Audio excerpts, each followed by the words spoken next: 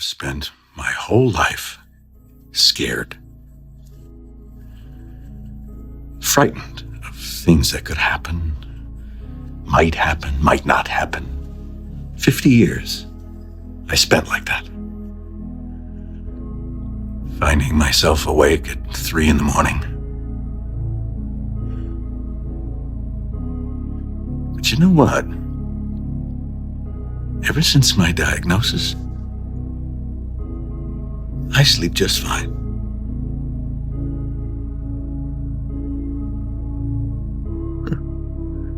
Okay.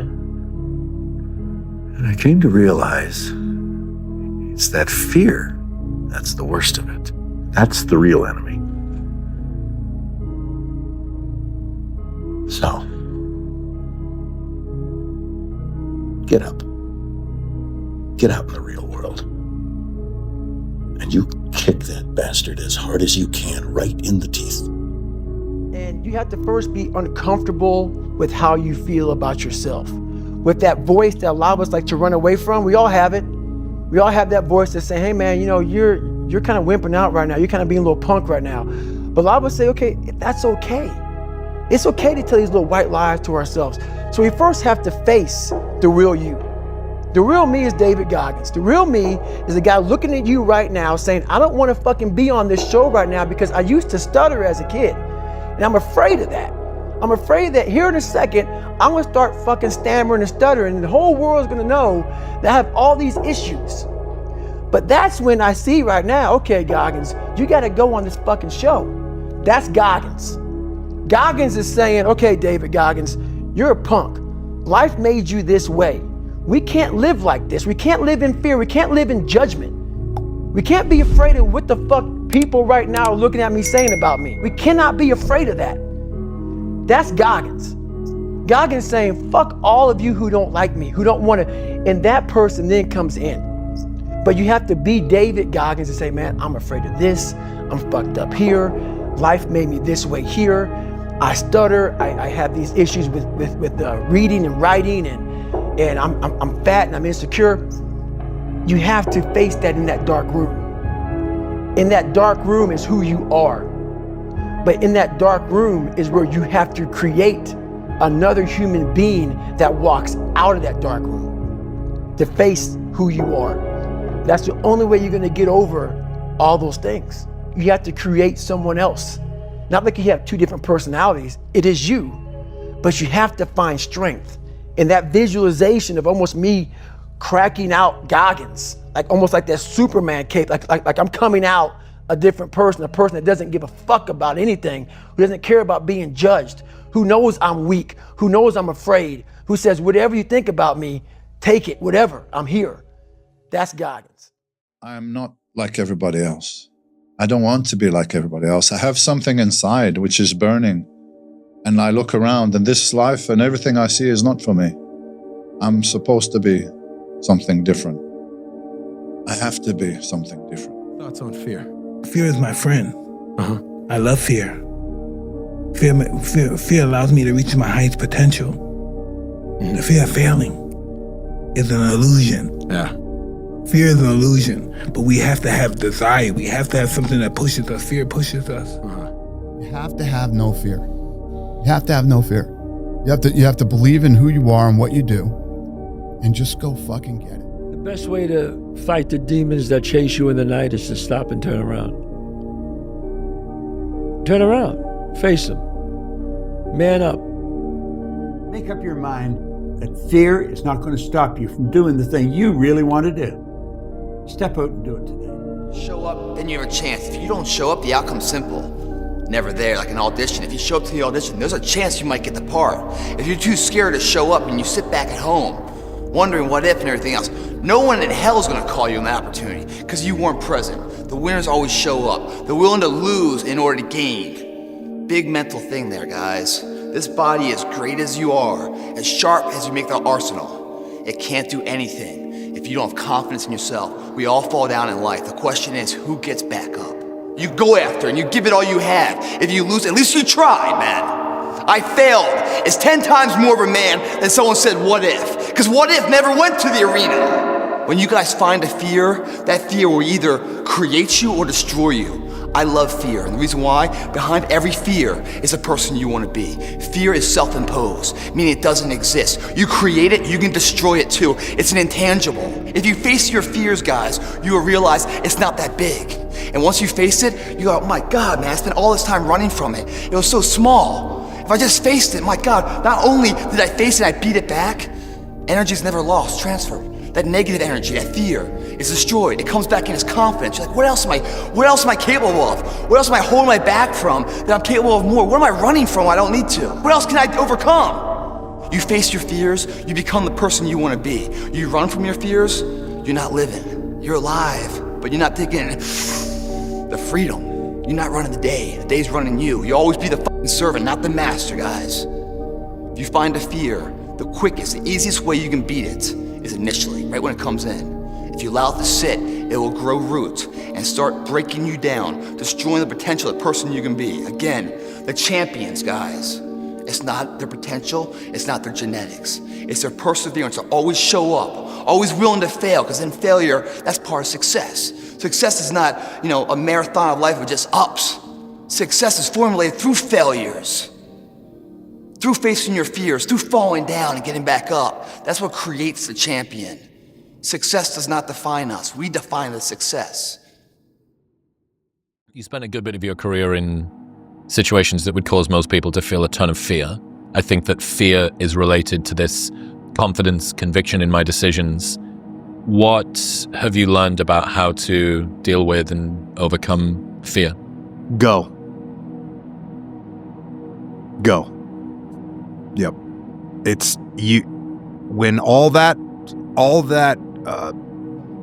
fear that's in your head, all the what ifs and the scenarios that you create inside your own mind that are way worse than anything that is actually going to happen, they all disappear when you go. So just take action and start moving forward. That is the moment that can last a million years, is waiting to go. And I found I'm pretty good at it now, where I'm like, oh yeah, I know what that is, and I'm going, and then that's it. You give it all you have, you're gonna get max potential back, and then who knows what can come. That's the beautiful thing. If you don't show up, guys, you know the outcome.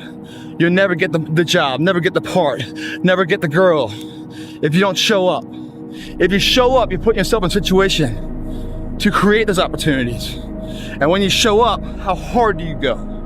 That's the faster that opportunity will come to life for you. It's up to you guys. But I applaud you for being here. I applaud you for watching this, encouraging you to incorporate this in your workout. You'll see the gains like I did, and you'll fall in love with it. Even though it's tiring and exhausting, and you're sweating your ass off, and you're tired as can be, small down payment that you're willing to pay every day for the large investment of a greater life. You only got one life, guys. Again, if you work it right, you only need one. I think one of my life goals, and I can summarize it in a question, but is to be fearless. And it's, equal opposite, courage is another word. But I love this question, which is, what would you do if you weren't afraid? And I love thinking about that when I'm thinking about big life decisions. Like, what would I do if I weren't afraid? And it's usually like the big one, the bigger thing that I really want to do, but I'm afraid to do it. It's like, that's what I should do. When I was going through training, we had to carry these heavy ass boats on our heads. We had 6 people carrying these boats. The heaviest part of the boat was in the front. So those weaker people would always look for the very back of the boat. The back of the boat is where the boat would barely be touching your head. We had a name for it. We called it duck and boat. A lot of people put their head down, crouch under it, so that boat wouldn't be breaking your fucking neck. A lot of people in life out here are riding the back of the boat. They're ducking that fucking weight. They're part of a team, but you're the weakest person in that team, and everybody knows you're ducking the boat. You don't want that boat to touch your head, you don't want it to hurt your neck, but you want to be part of the team, but you don't want to do any fucking work. In life, it's important to not always draft. Sometimes you gotta lead and block the fucking wind. Stay hard. Okay, anything about them. When I'm on the pool deck, it is a full-blown war. I want to absolutely destroy somebody. Was there anyone you secretly feared as a competitor? Feared? Feared? Yeah. No. I beat everybody. Even in your head, you would not be like, maybe this new guy or somebody's better than me or someone's gonna beat me. If I was prepared, why would it matter? You didn't care. I didn't care. I didn't care who you were. If I smelled blood in the water, I'm gonna destroy you. I was like a shark. Playing out the fear, Layla says this, and I love it, but that fear is a mile wide and an inch deep. And so it looks like this ocean that you're gonna step into and drown. But as soon as you step into it, you realize it was not that deep at all, and you can keep walking through it. And I just love that visual, because a lot of times when it's like we have this anxiety around this big decision we have to make, if you actually take the step and realize that it's not death, you're not going to drown immediately. There's plenty of other steps you can take from there, even if you get a little wet. We can all connect the dots to exactly where we are right now. And there's a science to it. And that science has to do with when we face planted and tripped ourselves and messed up, or went about it the wrong way, but maybe got the outcome we wanted, or went about it the wrong way and didn't get the outcome we wanted. I think that has a lot to do with and I don't know, do you think this is a Western thing, our relationship with failure? We're embarrassed. In some ways, I wish we were more embarrassed. All right. Yeah. But in other ways, I'm like, we have to get with children, it's like they're afraid to fail. And it's like, no. If anything, if I look back, I always answer the question, what would you do different? I wish I would have taken more risk and failed more. And I'm still trying to challenge myself to that today. But we have this relationship with failure. It's like an embarrassing thing to do, instead of shaking hands and going, no, failure will happen. And if it doesn't happen, you're probably not taking enough risks, or you're not getting out of your comfort zone. So no, failure is part of the successful path. It's necessary. The unfulfilled potential is the story of most people's lives. It is. And it could have been the story of mine. And I tell a lot of people go, what's your biggest fear in life? And my biggest fear, honestly, was, let's say, I don't care if you believe in God or not, I don't care. So let's just play a game with me. Let's say you're God. And we have a big fucking long line of people. And I made it to heaven. I'm 75 years old, I'm 300 pounds, I made it to heaven. I worked for Ecolab my entire life, spraying for cockroaches. That's what I did. But I'm dead. I'm in heaven now. And you're judging us all now. So we're in line. We're all sitting there in line. You have Adam Brown. He has a big board up, and you're talking to Adam Brown about his life. And you rip it down, and I'm next in line, David Goggins.